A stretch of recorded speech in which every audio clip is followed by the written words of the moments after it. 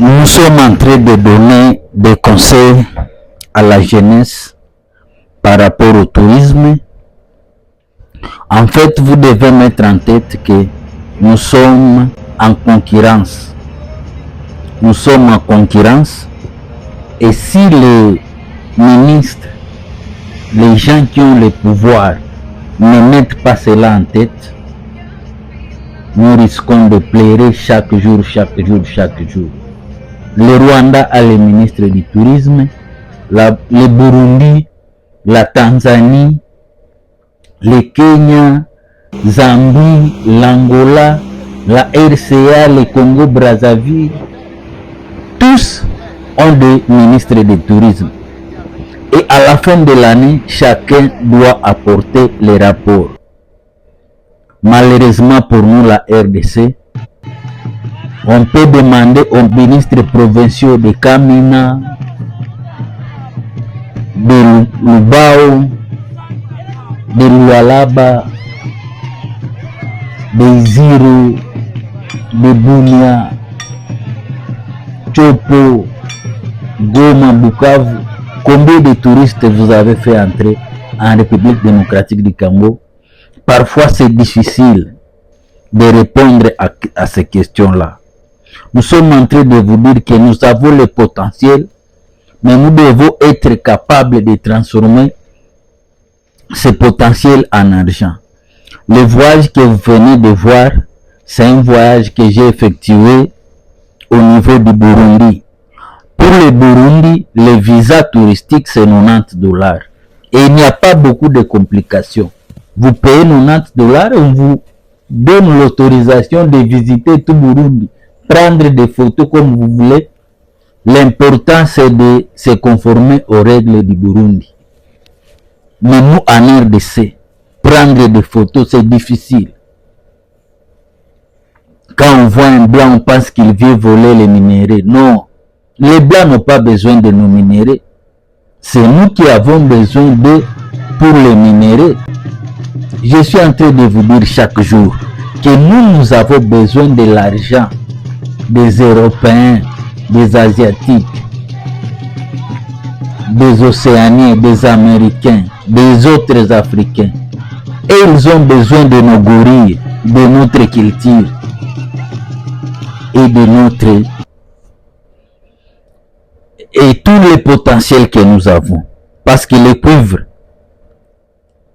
on ne sait pas l'utiliser. L'uranium, on ne sait pas l'utiliser. Donc, tout ce que nous avons, nous l'avons seulement à l'état brut. Mais le transformer en argent, c'est très difficile. Nous sommes en train de vous dire que le visa touristique de la RDC n'est pas bien défini. Chacun donne le prix comme il veut. Est-ce que pour ça encore il faut dire que c'est l'autre pays qui ne nous permettent pas de nous organiser du point de vue visa? Il y a des gens qu'il faut payer 950 $, d'autres 500, d'autres 100 $. On n'est pas conforme. Au Burundi, vous payez 90 $, vous êtes libre de circuler. Parce que vous savez, ils savent que vous avez de l'argent que vous allez dépenser dans les pays. C'est dans ce culturel que vous venez de voir là. Vous savez, ça coûte. C'est autour de 600 $ par jour pour voir ces danses culturelles. Imaginez en RDC, nous avons plus de 450 ethnies. Et si chaque ethnie avait son groupe culturel et que les touristes pouvaient commencer de Bazouélé pour aller à Sakanya, pour aller à Chikapa, pour aller à Kamounia, en train de visiter seulement ce groupe culturel, combien d'argent nous aurons? Moi, je pense qu'on doit changer notre système éducatif. On nous montre comment nous allons trouver directement l'argent. Parce que lorsque nous allons à l'école, nous dépensons. Mais on ne nous dit pas que la DGM produit de l'argent et cet argent peut nous aider. Donc, nous devons changer de paradigme. Parmi les conseils que je suis en train de vous dire, nous avons des gorilles.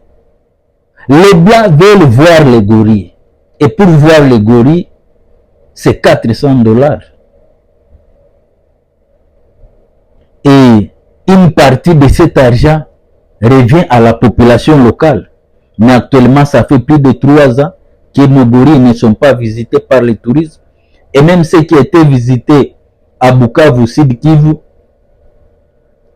dans le parc national de Kahuzi-Biega, aujourd'hui, on ne visite pas ces gorilles.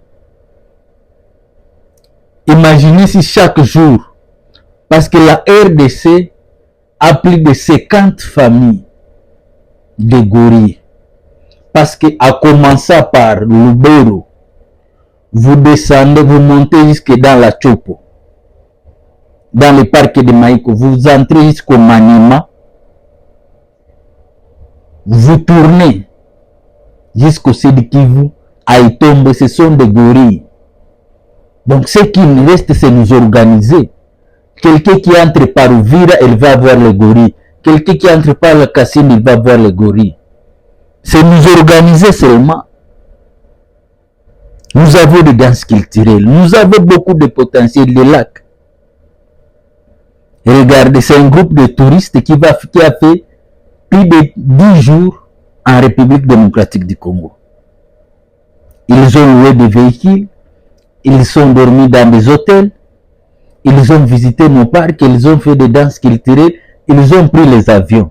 Actuellement, les avions ne circulent pas. Goma Kinshasa, Goma Kisangani, Goma Bukavu. Ce sont des manques à gagner. Nous sommes entrés dans le domaine des minéraux que nous ne maîtrisons pas. Nous devons enseigner à la jeunesse ce que nous pouvons maîtriser. C'est pourquoi je suis en train de vous dire, si on ne fait pas attention, notre génération ne sera pas parmi les gens qui vont construire ces pays. Parce que ce qui me fait mal au niveau des réseaux sociaux,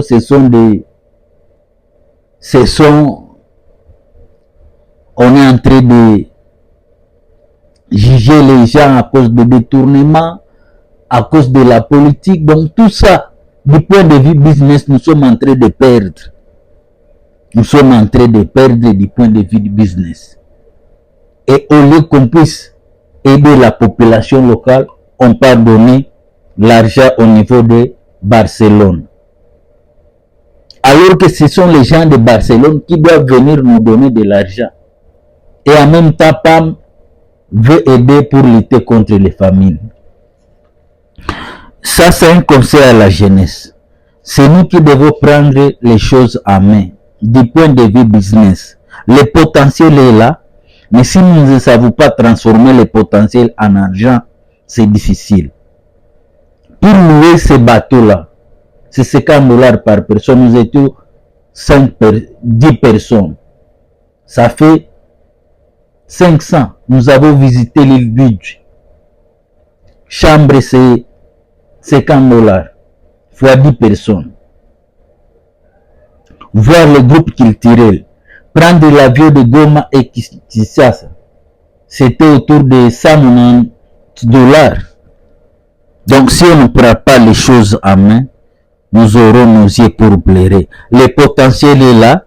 Ce qui reste, c'est de le transformer en argent. Parce que le monde ne nous comprend pas. Pourquoi il y a des guerres chez nous?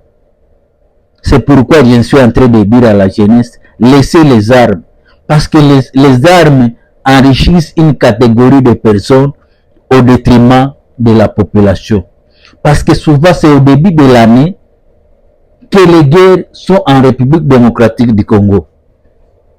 Et lorsque les guerres sont en République démocratique du Congo, tout l'argent sera affecté à la guerre et à la fin, on va donner le bilan que l'argent est parti dans les efforts de guerre. L'argent qui devrait être pour le développement de la République démocratique du Congo, pour améliorer les conditions de vie de la population, cet argent est affecté au niveau de l'armée, la sécurité. Donc la population paie les impôts. Ces impôts, on part acheter les armes pour venir tuer